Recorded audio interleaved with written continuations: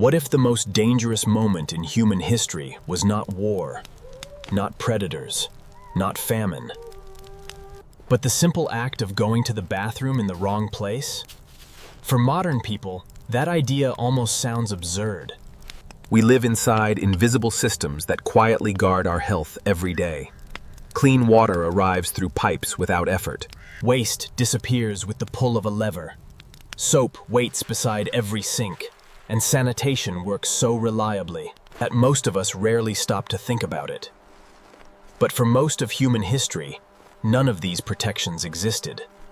In the frozen north, during the final centuries of the last ice age, something as ordinary as human waste could become a deadly threat. One mistake, one contaminated stream, one careless disposal too close to camp could trigger disaster. Not slowly, not over generations, within days. Archaeologists studying ancient settlements across northern Europe that challenges our assumptions about prehistoric life. These Ice Age camps were not chaotic clusters of desperate shelters, but the simple act of going to the bathroom in the wrong place? For modern people, that idea almost sounds absurd. Workspaces positioned with wind and terrain in mind. The organization is so deliberate that it feels almost modern. Waste disappears with the pull of a lever. Soap waits beside every sink, and sanitation works so reliably. To answer that, we have to step back into a world where winter ruled most of the year, and where survival depended not on strength, but on discipline. Imagine standing at the edge of northern Europe 12,000 years ago. The last great glaciers are slowly retreating across the horizon, but the land they leave behind is still unforgiving. The climate shifts without warning. Storms sweep across the tundra. Winter does not last weeks here, it lasts months. Temperatures plunge far below freezing. The ground hardens like stone. Food is never guaranteed. Inside a small shelter built from timber, turf, bone, and animal hides, an extended family gathers together as night settles over the frozen landscape.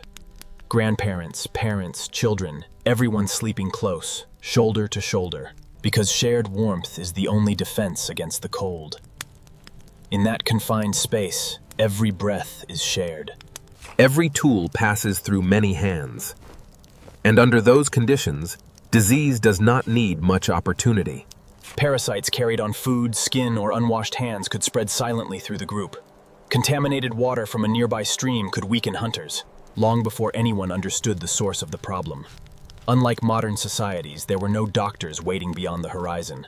No medicine, no isolation wards, no second chances. If illness moved through a winter shelter holding 20 people, the consequences could be devastating. A weakened hunter meant less food. A sick elder meant lost knowledge. A struggling child meant a fragile future. One small outbreak could unravel the delicate balance that kept the group alive. And yet these northern communities endured, season after season, generation after generation, which means they must have discovered ways to control dangers they could not see, long before science gave those dangers a name. Archaeological excavations across Scandinavia, Finland, and northern Germany reveal a pattern that is both subtle and remarkable. At first glance, Ice Age camps might seem like temporary shelters scattered across a harsh landscape. But when archaeologists map these sites carefully, a different picture begins to emerge. These camps were not random. They were organized. Sleeping areas were typically placed in protected central zones, where wind exposure was lower and warmth could be preserved. Nearby hearths provided heat and light, forming the core of daily life. But other activities were deliberately pushed farther away. Food preparation areas were separated from places where stone tools were shaped and repaired. Toolmaking produced sharp fragments and waste materials that could contaminate cooking spaces. Waste disposal sites were placed even farther still, often downhill, often downwind. In many cases, archaeologists have found evidence or melting snow used for drinking water. This kind of environmental awareness appears again and again across northern sites. These were not random habits. They were early sanitation systems.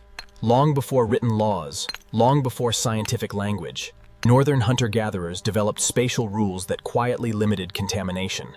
Anthropologists believe these patterns were shaped by hard lessons. At some point in the distant past, someone likely contaminated a water source. At some point, illness spread through a camp. Those experiences left powerful memories strong enough to reshape how people built their shelters, organized their camps, and protected their water origins.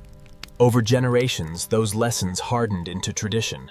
In other words, long before the idea of public health existed, guided not by theory, but by survival. At first glance, the Arctic climate seems like humanity's greatest enemy.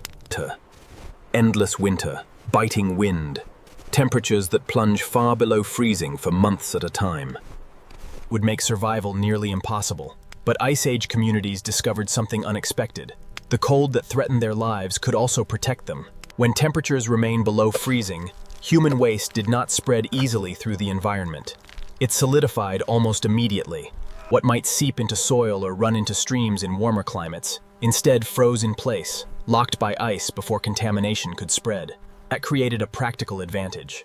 Frozen waste could be lifted, carried, and discarded far from living areas before it had time to become dangerous. Worse. Even more important, extreme cold disrupted the life cycles of many parasites. Organisms that thrive in warmth struggled to. Insects vanished during the long winter months. Bacterial activity slowed dramatically. What might have been a severe sanitation crisis in warmer regions became something more manageable under ice and snow. Nature was not only a threat, it became a tool.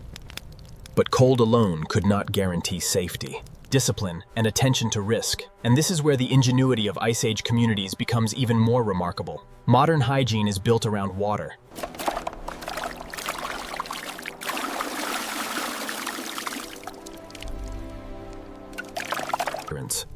Water was often frozen solid for much of the year. When it did melt, it was too valuable to waste on comfort. So hygiene had to evolve in different ways. During warmer seasons, people turned to the landscape itself. Soft leaves. These were not random choices gathered in desperation. Over time, certain plants appear again and again in archaeological evidence across distant northern regions. That pattern suggests something deeper than convenience. It suggests memory. Many of these plants, especially certain mosses and wild herbs, contain natural antimicrobial compounds that can slow the growth of bacteria. Ice Age people did not know the chemistry behind it, but they understood the results. Some plants worked better than others, and that knowledge was remembered. Smooth stones collected from riverbeds also appear at Carefully chosen for their rounded surfaces, these stones were durable, reusable, and less likely to cause injury. Used properly, they offered another practical solution. In a world without cloth or paper. Then winter returned, and the environment itself changed the rules again. It absorbs moisture quickly and can remove contamination with simple pressure. Clean ice, used carefully, gerbants. Even today, Arctic survival instructors teach similar techniques when modern supplies disappear. In the frozen north, it was about practicality, about using whatever the environment provided and using it wisely. Fire is usually remembered as humanity's oldest ally for warmth and cooking. A flame meant heat during freezing nights. A hearth meant food that could be shared and preserved. But archaeological evidence from Ice Age settlements suggests that fire served another role, one far less obvious, yet just as important. Stone tools recovered from prehistoric camps often show signs of repeated heat exposure, not the kind produced by occasional cooking. Again and again. Researchers believe this was intentional. When tools are exposed to sustained heat, heat breaks down biological threats long before they have the chance to spread. Ice Age communities did not know the science behind it, but they may have noticed something far more important. Tools warmed by fire seemed to cause fewer infections. Wounds healed more often, illness appeared less frequently, and over time, those observations likely shaped behavior. Fire became a quiet form of protection. Plants added another layer to this system. Archaeological evidence suggests certain herbs and plant materials were deliberately burned inside shelters. The smoke they produced helped drive away insects and airborne pests, tiny threats capable of spreading disease in confined spaces. Across northern Europe, traces of these burned plants appear again and again in ancient hearths. The people who used them had no concept of microbiology. They did not speak of bacteria or parasites. But they understood patterns, and in a world where survival depended on us, and keep entire communities alive. In a world without pharmacies, without laboratories, and without written medicine, What people ate was not only about survival, it was also about staying alive long enough to see another winter. Modern chemical analysis of ancient human remains has revealed something remarkable inside Ice Age diets. Wild garlic, bitter medicinal herbs, extracts from tree bark and roots. At first glance, these plants seem ordinary. But modern science now recognizes that many of them contain powerful natural compounds, antibacterial oils, antiparasitic chemicals, and immune-stimulating substances that can slow the spread of infection. In other words, foods that healed. Researchers increasingly believe prehistoric communities did not choose these ingredients randomly. Over generations of observation, they likely noticed patterns. Certain plants made stomach sickness less severe. Some bitter leaves helped the body recover faster. Others seemed to drive away parasites that could weaken a hunter before the next journey. Even cooking itself became part of this quiet medical system. Meat, especially nutrient-rich organs, was rarely eaten raw. It was cooked thoroughly over fire. This mattered more than they could have known. Parasites often concentrate deep within internal tissues, and incomplete cooking can allow them to survive inside the human body. For a small Ice Age band already living on the fragile edge of survival, though cooking was never just tradition, it was protection. A strategy shaped not by textbooks, but by centuries of careful human observation. For months each year, northern families lived almost entirely inside enclosed shelters. Outside, the land froze under relentless wind and darkness. Inside, life gathered around a single fire. Smoke drifted slowly through the room. Breath condensed along cold walls. Every movement released moisture into the air. And in such confined spaces, even the smallest mistake could turn shelter into danger. But they also filled the interior with thick smoke and invisible gases. Waste had to be managed carefully. Air had to move, but not too much. Under those conditions, ventilation became a matter of survival. Archaeologists studying ancient northern dwellings have discovered something striking. Small openings placed in walls and roofs with surprising precision. These were not random gaps in crude construction. They were carefully positioned vents, designed to allow smoke and harmful gases to escape while preserving precious heat inside the structure. Too much airflow meant the interior temperature could collapse in minutes. Too little airflow meant smoke would accumulate, slowly suffocating the people within. Balance was everything. The architecture itself became a finely tuned survival system. Every beam supported more than just the roof. Even sleeping positions were arranged deliberately. Elders and children placed where warmth and cleaner air could circulate more safely. These shelters were far from primitive huts. They were living systems of wood, earth, and stone, environments refined through generations of observation, trial, and experience. Thousands of years later, the descendants of these northern survivors would step into a very different world. They would build ships. They would cross open seas. And history would come to know them as the Vikings. Yet beneath the sails and iron weapons, something far older endured. The same survival philosophy that had guided their Ice Age ancestors. On Viking longships, life unfolded in tight, crowded spaces where discipline mattered as much as strength. Sanitation was not optional. It was essential to survival. Waste had to be managed carefully to prevent sickness from spreading among the crew. Fresh was protected with strict rules. In many cases, clean snow or newly formed ice could be safer than stored water that had begun to stagnate in wooden containers. Practical knowledge shaped every routine. Whenever possible, tools were exposed to heat from nearby fires when ships reached. These habits were not driven by scientific theory. They were driven by experience, by generations who had learned that small or fell to illness far from land. Hygiene aboard a Viking ship was never about comfort. It was about endurance, about preserving the health of warriors and sailors during long voyages across cold, unpredictable seas. From its distant ancestors, it inherited a mindset, a culture built on observation, restraint, and the relentless ability to adapt. Today, modern sanitation systems make many of these dangers almost invisible. Waste disappears with the pull of a handle. Clean water flows instantly from a tap.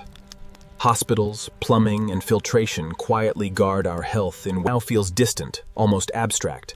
But the foundations of these systems did not begin in laboratories or universities. They began much earlier, in cold shelters carved from earth, stone, and bone.